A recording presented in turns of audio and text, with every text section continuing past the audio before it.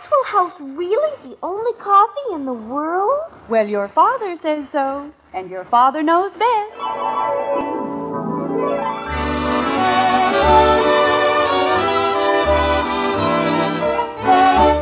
Yes, it's Father Knows Best, transcribed in Hollywood, starring Robert Young as father. A half-hour visit with your neighbors, the Andersons. Brought to you by America's favorite coffee, Maxwell House. The coffee that's always good to the last drop.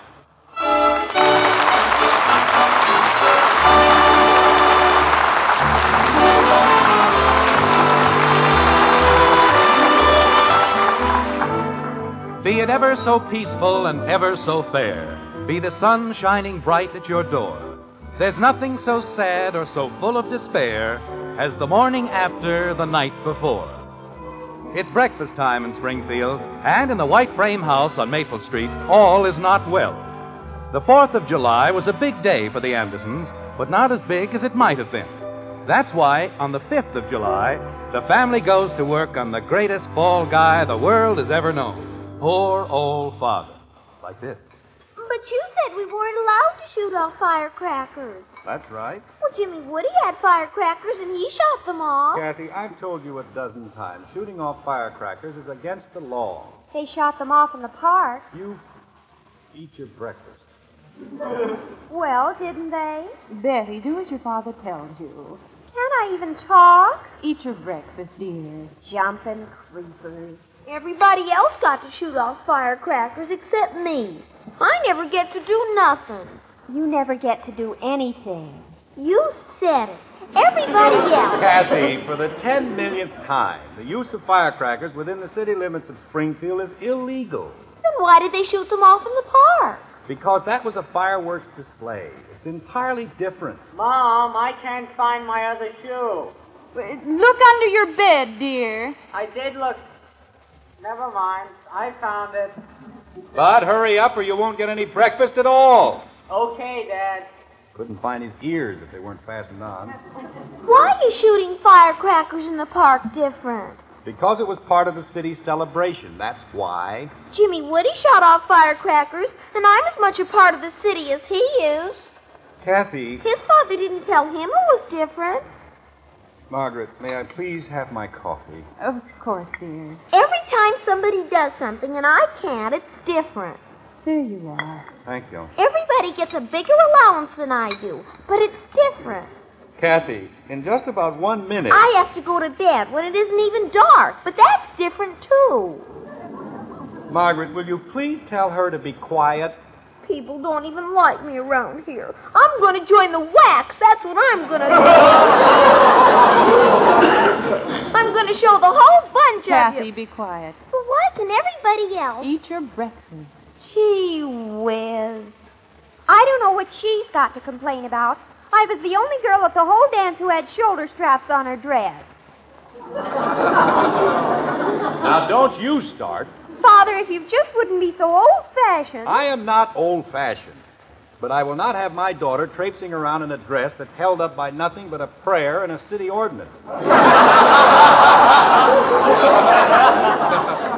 Jim, there's really no reason why... Well, for the love of...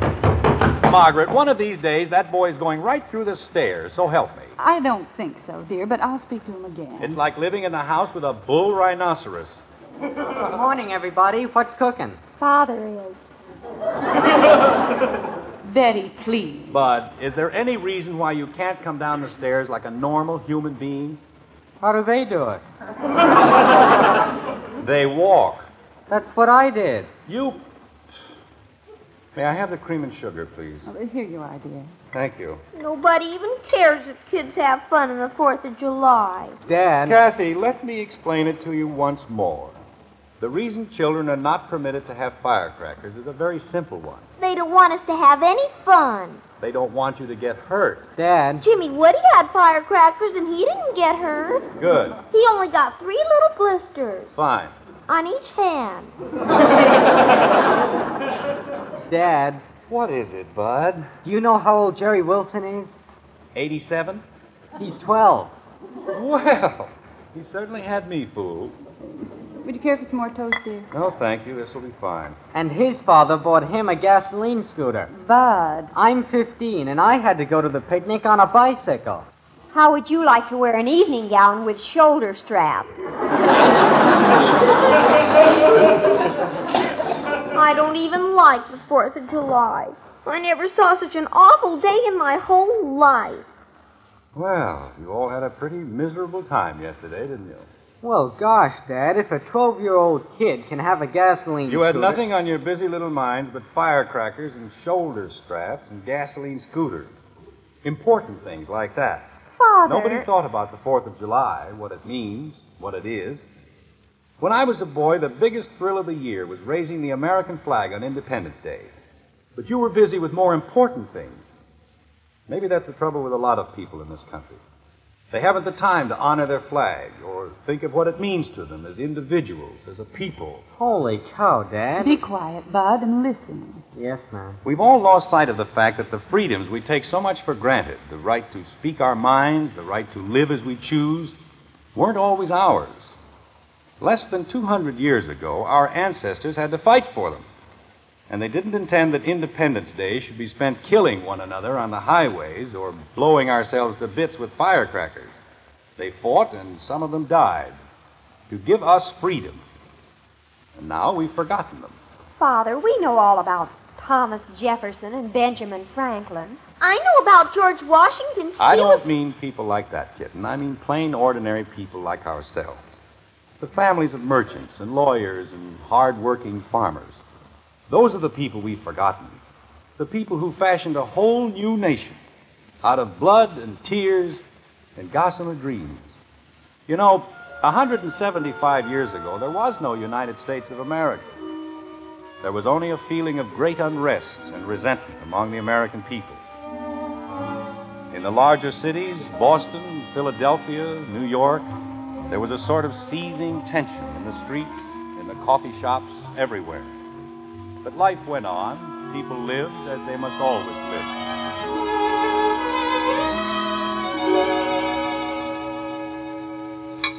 But, Mama, I don't like cornmeal mush. It's very good for you, Kathleen. All I ever get is cornmeal mush.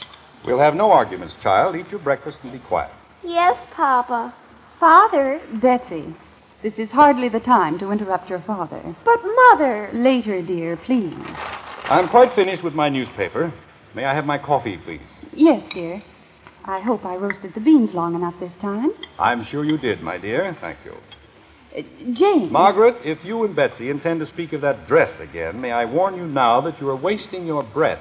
Father, the widow Southgate says they're the latest style, and if only you weren't so old-fashioned. I am not old-fashioned.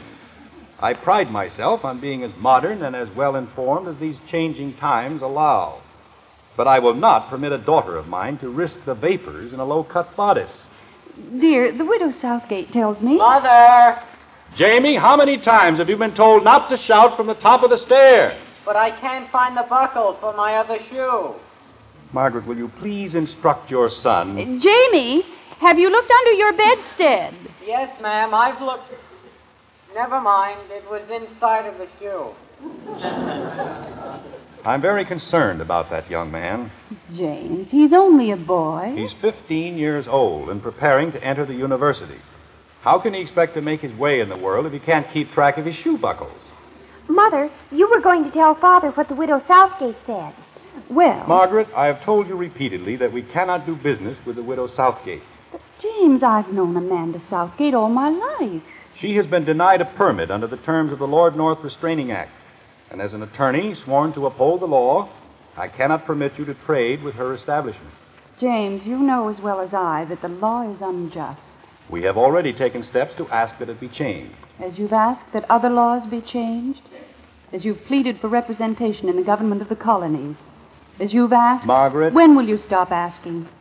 When will you demand that we be heard? When we have exhausted every peaceful method of petition. When we know deep in our hearts that the last stone has been turned. Jamie! Jamie! Madam, something must be done about the manner in which your son defies the laws of gravity. Has Parliament passed a law about that, too? Good morning. I trust everyone is well. Good morning, son. Brother. Jamie, Yes, Father? what are you trying to establish in this constant attack on a perfectly innocent staircase? I? I presume that was you descending the stair. Or was it a band of horsemen pursuing a wild boar through our sitting room? Father, I'm certainly glad you mentioned it. Do you know Jeremiah Wilson? Did I mention Jeremiah Wilson? No, but he's only 12, and his father bought him his own horse. Jamie, I'm 3 years older than he is, and do I have a horse? I have to walk to school. Jamie, And that's a long walk, 8 squares, and everybody else in the whole school... Jamie! Yes, sir? A boy who cannot keep track of his shoe buckles cannot be entrusted with his own horse. How can you misplace a horse? If there were a way, you'd manage. Betsy, no one asked for your opinion. I didn't say anything, did I, Mama? No, Kathleen. I've been very good, haven't I, Mama? Yes, Kathleen. Do I still have to eat my cornmeal mush, Mama? Yes, Kathleen. Gee willikins. Jamie, the front door. Nobody's afraid that I'll misplace the front door. I could close my eyes and find the front door in the dark. I don't know. When I was a boy, my father never permitted this turbulence at his breakfast table. Breakfast was a quiet meal, peaceful and calm. There was none of this excitement and confusion. Everything was well ordered and contained. Everything... Mother, it's Mistress Smith. Elizabeth! Margaret, you've got to help me. We're in the most terrible trouble. Girls, perhaps you'd best go outdoors and take your brother with you. But I haven't finished my mush. Go along, Kathleen. Good day, Mr. Smith. Come along, Katie. Don't call me Katie. Now, Elizabeth? Oh, I'm just beside myself. Nothing like this has ever happened in the entire history of our family. Elizabeth, may I suggest that you calm yourself? You. The entire affair is your fault. My fault? Elizabeth! You were the one who put him up to it. You were the one who told him not to pay his taxes. You mean Hector, I presume? My husband. If only he hadn't listened to you. Elizabeth, I assure you... You gave him those articles on freedom. You explained to him that the Sugar and Molasses Act was illegal. You told him to petition the repeal of the Restraining Act. You told him What all... I told Hector was true. The advice I gave him was sound. Our petitions are valid. Our protests are impeccable. If we stand united, no one can be punished. No? Then why is Hector in jail? Oh, Jane.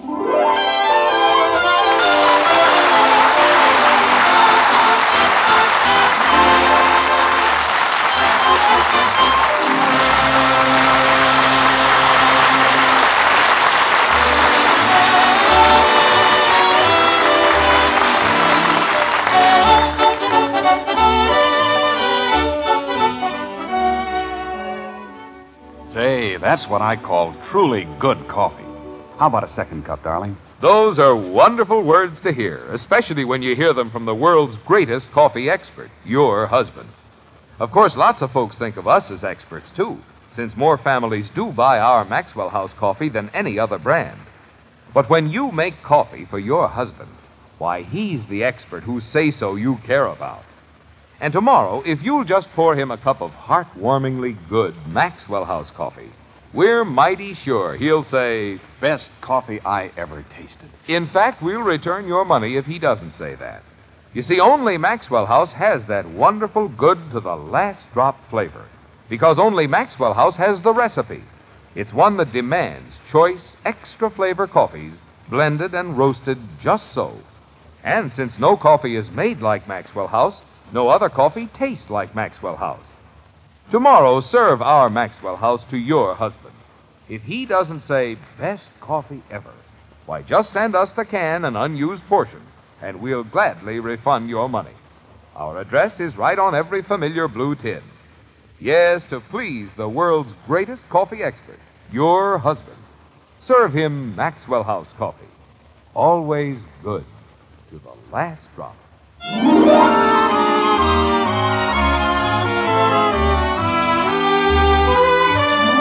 It's moments later in the white frame house on Maple Street, but the Andersons aren't conscious of time. They've been swept back to the days of the American Revolution, to the story of a family much like their own. They've moved through the streets of an early American city, through the doors of the Court of Justice, And there they sit quietly, patiently, while an 18th century Anderson prepares to defend the rights of his friend Hector Smith.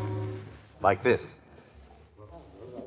Hector, you must be truthful with me. Did you say anything more? Jim, I take my oath I told the man just what you told me to, that I was not going to pay taxes unless I had a voice in my own government. And naturally, you had to say it to a man who was a representative of the king. Elizabeth, how was I supposed to know My husband. Thousands of people in the city, and he has to argue with tax collectors. Elizabeth, I'm sure it isn't as bad as you fancy. Is it, James? I don't know, Margaret. In these affairs, one can never be sure. Oh, the disgrace. That I, a Stuyvesant on my mother's side, should live to see the day that my own husband... The court will rise. Oh. Margaret. Yes, dear. They're about to begin. Why don't you take Elizabeth to a seat? All right, James. Come along, dear. We'll find a comfortable bench. If only he wouldn't argue with people. If only he would listen to me. The Crown calls Hector Smith. Jim, maybe if I plead guilty, they'll give me a lighter fine. You can't plead guilty, Hector. The tax is unjust, and we must prove it so.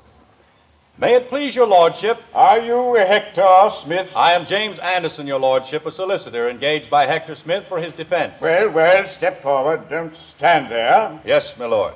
Jim, why don't you ask him? Please, Hector, not yet. The bailiff will read the charge against the prisoner. May it please your worship. Silence. Hector, please be quiet. The bailiff will proceed. Hector Smith, territorial colonist, is hereby charged by the Crown with failure to pay his just taxes under Section 7 of the Act governing the sale of sugar and molasses. How do you plead? Your worship. May it please your lordship, this is not a proper charge, and a plea cannot therefore be entered. Not proper? Ridiculous.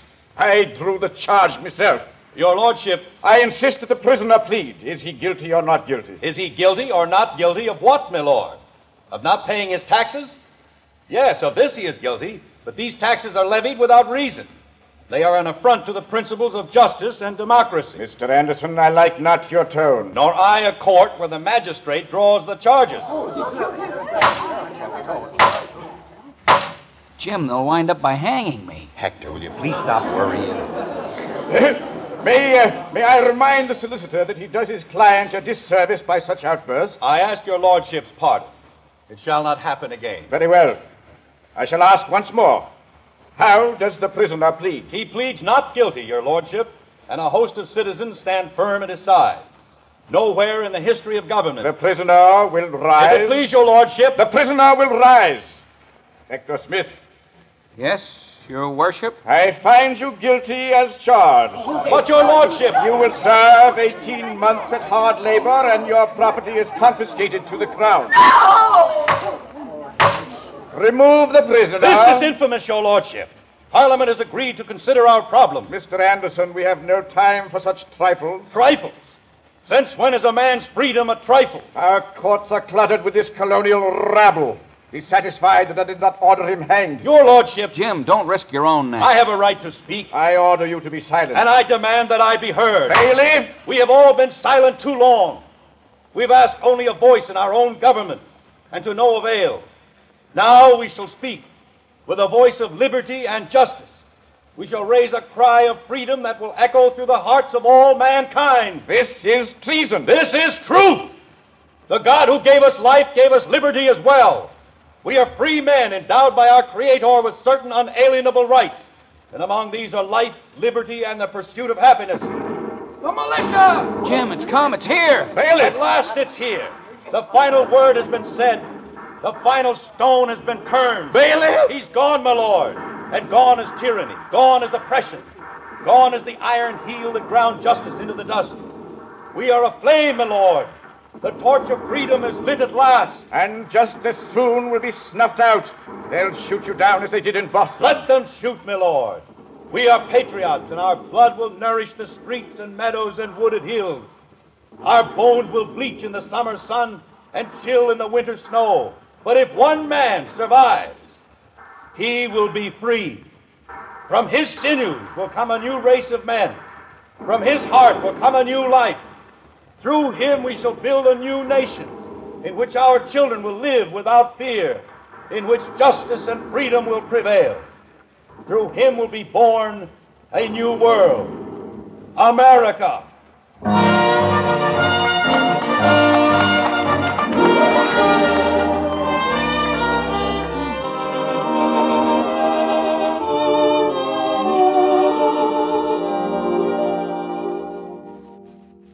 Golly, did that happen on the 4th of July?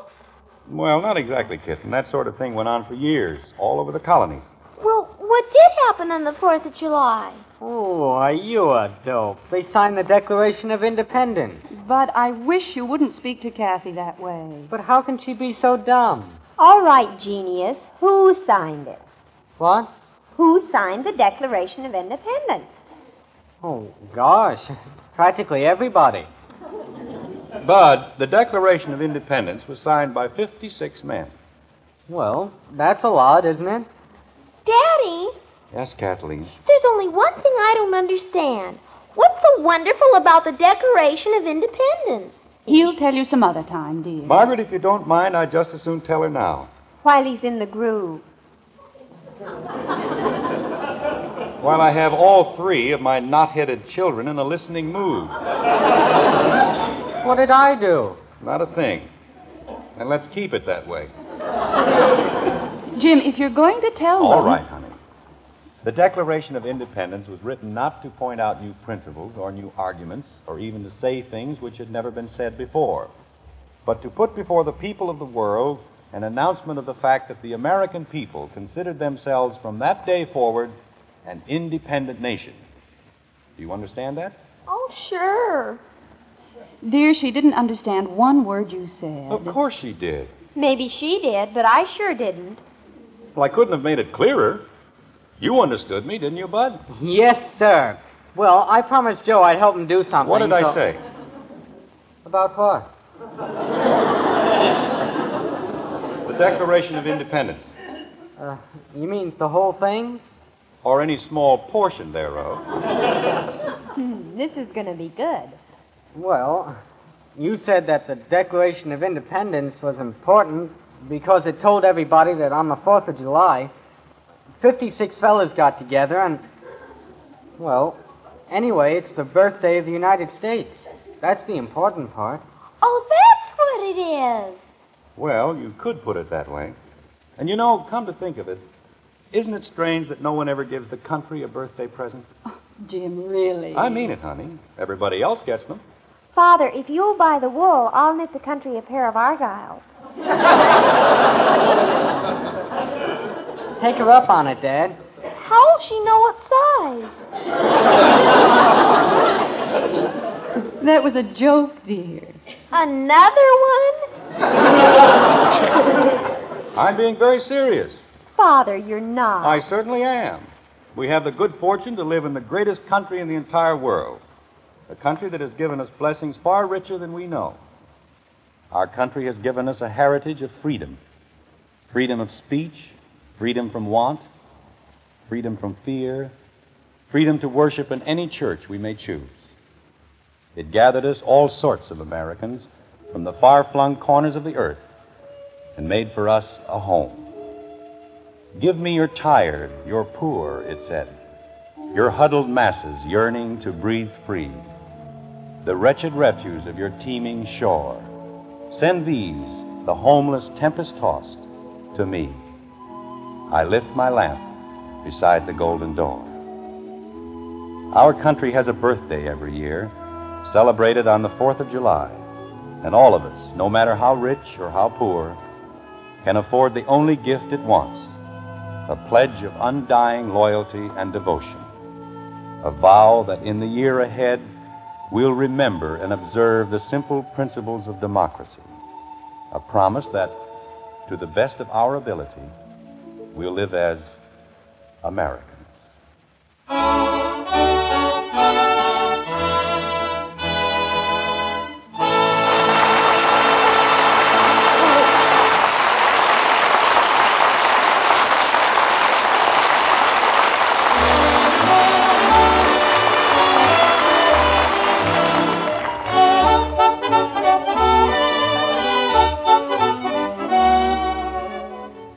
What is it that gives you so much pleasure in a really good cup of coffee? Why, it's flavor. Yes, ma'am, and naturally, for top value, you want the most in flavor for your money. So take home the one coffee famous above all others for flavor, our Maxwell House coffee. Start serving it to your husband, the world's greatest coffee expert. When he smiles with delight and says, "Best coffee ever," you'll know why Maxwell House is world famous for flavor. Then just count all the cups of truly satisfying coffee you get from that familiar blue Maxwell House tin with the big white cup and drop. That's what you call value, ladies. At your own table, then, find out how much more flavor you get for your money with Maxwell House coffee. Always good to the last drop.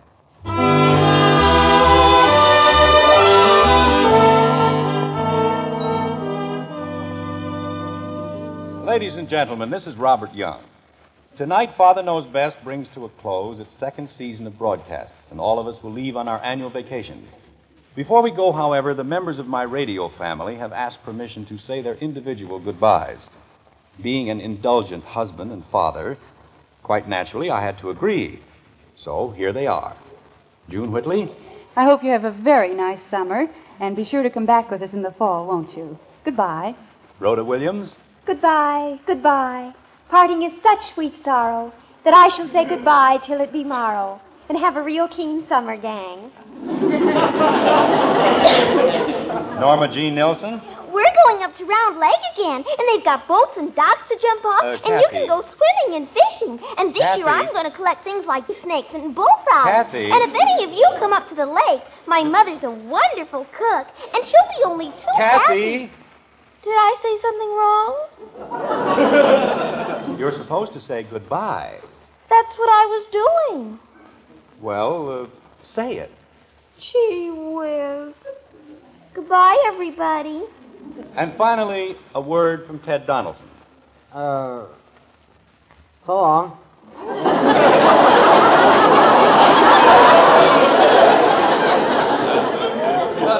That was the word.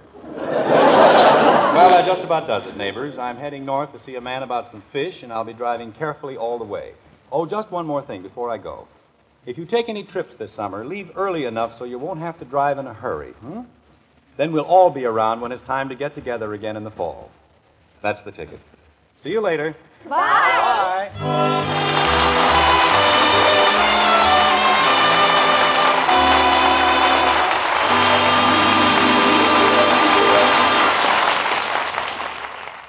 Folks, Gainsey, the famous talking dog, always says, "Gaines meal. What about Gaines meal, Gainsey? Nourishes every inch of a dog. It sure does. Kennel and laboratory tests prove Gaines meal supplies balanced nourishment your dog needs for good health. Yet Gaines costs less to feed than any other type of dog food. So, folks, get Gaines meal. America's largest selling dog food. Remember, Father Knows Best, starring Robert Young as Jim Anderson, with Roy Bargy and the Maxwell House Orchestra, will return to the air over these same NBC stations on Thursday, September 6th. Our broadcast time will be 1/2 hour earlier, and your local newspapers will remind you of date, time, and station. So until September 6th, this is Bill Foreman saying good night and good luck from the makers of Maxwell House, America's favorite brand of coffee. Always good to the last drop. Father Knows Best is transcribed in Hollywood and written by Ed James. Now stay tuned in for Dragnet, which follows immediately over most of these stations. Dragnet, the story of your police force, is next on NBC.